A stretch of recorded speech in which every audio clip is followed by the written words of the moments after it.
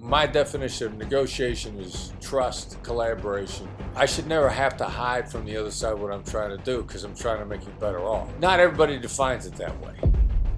Loss is the biggest deciding factor for all human beings under all circumstances. Not the only deciding factor, just the biggest. Look for the loss in hostage negotiation. Train to sniff that out sooner. Pick any sport. No athlete is ever going to try a new technique for the first time in a big game, in a championship game. Just not going to happen, not when the pressure's on. I didn't see success based on baffling people with BS. And then if you're coachable and you're really looking at success, baffling someone with BS is... The best negotiation is collaboration, trust, with the idea of long-term relationships of prosperity between all parties. So then I apply negotiation with my significant other, my girlfriend. I'm in a committed relationship because we believe in trust and collaboration and that we're both better off long-term. Now, some people think it's zero-sum win-lose. That's not the most profitable way to go. I mean, you make a lot more money collaborating than you do cutting throats. In a short term, really beating somebody can be incredibly satisfying, but it causes people to avoid making deals with you because your reputation precedes you. So my definition of negotiation is trust, collaboration. The other side I should never have to hide from the other side what I'm trying to do because I'm trying to make you better off. Not everybody defines it that way. It's actually much more profitable that way. We got one of our clients, this brilliant guy. He's been with us for a long time. His name is Ray. He said, I made more money since you guys taught me how to collaborate than I ever made being cutthroat. And I was good at being cutthroat.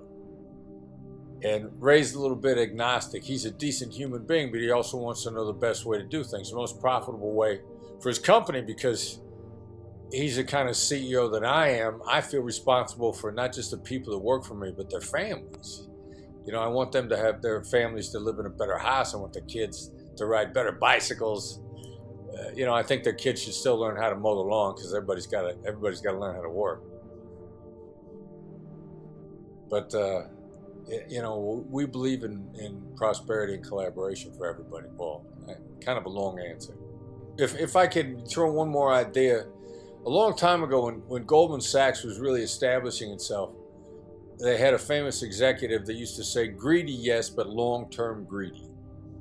Like the more collaborative you are and the more people that can trust you. And I'll go on a riff on this a little bit because I'm listening to Lex Friedman interview the CEO of NVIDIA. They're now the most valuable company on earth. And he's talking about how his main currency with his customers and his suppliers is trust. They got to trust that he's going to look out for them. Most people you can trust as long as it's in their interest. As soon as it's not in their interest, you can't trust them anymore. This guy doesn't feel that way. He wants people, because he's going to ask people to take risks on his behalf. And if they don't trust him to put their interests up front, why should they take those risks? Now, what's the proof of concept of that attitude? He's the most valuable company on earth. And they came from out of nowhere. They're more valuable than everybody. Most valuable company on earth. And a guy leads with trust. I want you to be able to trust that I have your best interests in heart. And he walks that talk. That's how valuable trust is. Now, he's not holding any great celebrations about crushing opponents. And I won this, and we beat them, and we rolled over them. No, he's just the most valuable company on earth. That's the only reason why I do take that approach. Well, every human being has a deep need to feel understood. There's a big difference as to whether or not you understand me versus whether or not I feel you understand me. It's wired into our DNA as human beings. Then you realize that, your kids, your significant other, your spouse, your brothers and sisters, your family members, wherever humans are,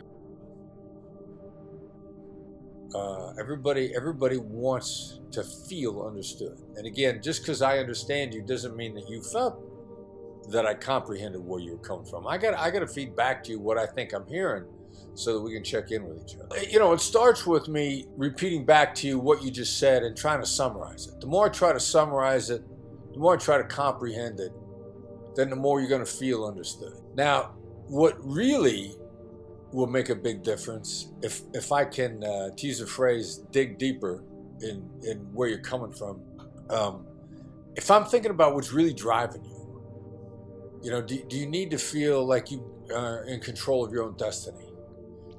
Do you have autonomy? Do you have agency? If you're afraid, what are you afraid of losing? Are you focused long-term or short-term? And I might say something to like, it seems like you want to get better, but you're not seeing anybody around you do it well. Then I want to say something that maybe generates an insight with you. I'm not giving you advice. This is not giving advice. As a matter of fact, giving advice is very counterproductive. But I'm gonna try to hear how it really means to you, what really matters to you. You know, you're working in Dubai to send money back to your family in England. So your family's close. It sounds like your family's close. It sounds like you're dedicated, self-sacrificing. It sounds like you're loyal to the people that you love. That's why maybe you're working in Dubai and sending money back to your family. And that's really comprehending why you're doing what you're doing. What we were taught in hostage negotiation, if somebody's taking hostages someplace, if it's a barricade, I mean, there are different sort of versions of hostage taking. And so we'll go with a barricade, domestic U.S., somebody surrounded in a house, in a bank, wherever. We were taught to look for the loss in the last 24 hours. Like if they recently made a decision that resulted in them escalating their approach to the problem to violence, they probably suffered a loss in the last 24 to 48 hours. Now the loss is gonna come in one of two forms, personal or professional. Professional, they lost their job. Personal, their wife left them. If they had both, if they lost their job and their wife left them, that was a double whammy, double loss, personal and professional, because these are identity issues. Where do you work? What do you do for a living? And who loves you? Then it's a very dangerous situation. It's hard for any human being to overcome the double whammy. So I thought that was just hostage negotiation. Then it turns out loss is the biggest deciding factor for all human beings under all circumstances. Not the only deciding factor, just the biggest. So then I'm like, wow, you know, this look for the loss and hostage negotiation, trained to sniff that out sooner. That actually gives me the upper hand in figuring out what anybody's going to do on any given day, day to day. The biggest predictor of human behavior is going to be their definition of loss. Well, most people out there are making decisions based on, is this going to cost me my job? Loss. As opposed to, is this going to get me a promotion? Gain. Most sales is based on a concept of pitch and gain. When, in point of fact, the person on the other side is more worried about the loss, losing their job by making a bad decision. If you can figure that out to begin with, it changes your entire approach. You're not pitching gain, you're helping them avoid getting fired. And human nature is really built mostly around loss. Not exclusively, but it's just the first place to look. And pretty much his contention is that everything is learned. And I'm pretty close to that. You know, some people might be born with some innate skill, you know, possibly, but the vast majority of it is learned. We're all pretty much a blank slate. So yeah, I've never been a super loquacious person. None of the people that I learned from taught me that they got stuff by talking people into it. So nobody in my formative years, I didn't see success based on baffling people with BS. And then if you're coachable and you're really looking at success, you know, baffling someone with BS is short term. It's high maintenance. Like I wanna have as much influence as I can have with you with a minimal amount of effort, because I got a limited amount of energy. We all have finite decisions we can make in a given day.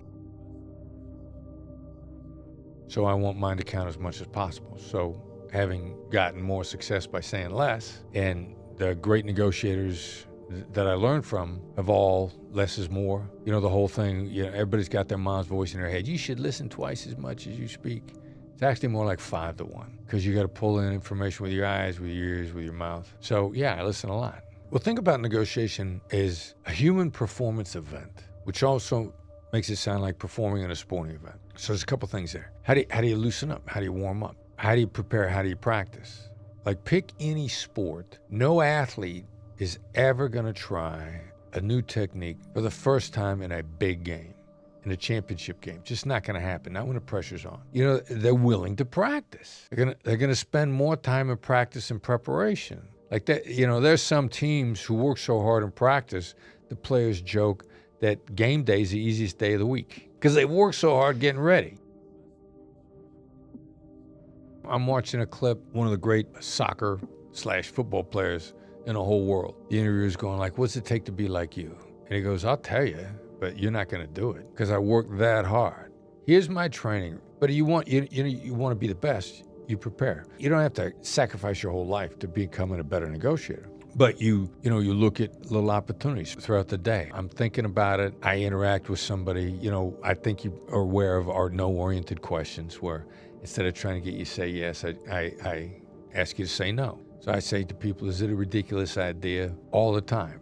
Is it a ridiculous idea if you help me carry my boxes out to my truck because they're heavy? I don't ask people how they are. I take a look at them and I'll do a read because I need to stay warm. I need to stay loose. You know, my negotiation muscles need to stay warm. I may be in a negotiation in 10 minutes.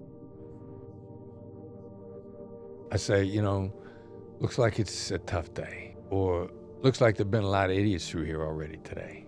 Or seems like you're having a good day. With that tone of voice, because I'm practicing my tone of voice all the time. So the playful tone of voice is like ridiculously powerful. Like you can get away with incredible ass if it just starts with a playful tone of voice.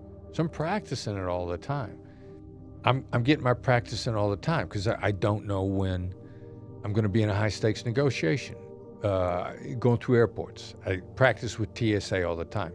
Now, you don't have to be accurate. You know, TSA is usually pretty overstressed. You know, it's a tough job. They don't get paid a lot. They got a lot of demanding, unhappy people rolling through the airport. So I get through the TSA line, and I'm getting ready to pull my bag, and there's a guy standing there, and I realize, you know, I haven't practiced on anybody. So I look at him, and one of my favorites is, tough day when you're having I could tell somebody's stressed. Now, he doesn't look particularly stressed. And I go, tough day?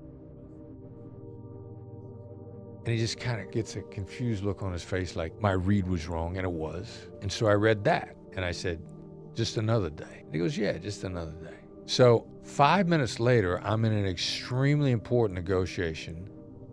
I get a call from somebody that I've been trying to get on the phone, and I close the deal in very short order. If I hadn't loosened up with the TSA guys and had it already in my brain to do a read and use my skills, I don't think I would have done that well in that phone call. I don't normally do unplanned phone calls. When I talk on the phone, I want you to get my complete attention. I'm not driving. I'm not going through the airport. I want to be sitting someplace where I can completely focus on you. But I had no choice on this one because this dude is just horrible at returning calls, and he's a good friend, and I love the hell out of him. So I took his call at a bad time. But fortunately, I loosened up. So I'm practicing all the time.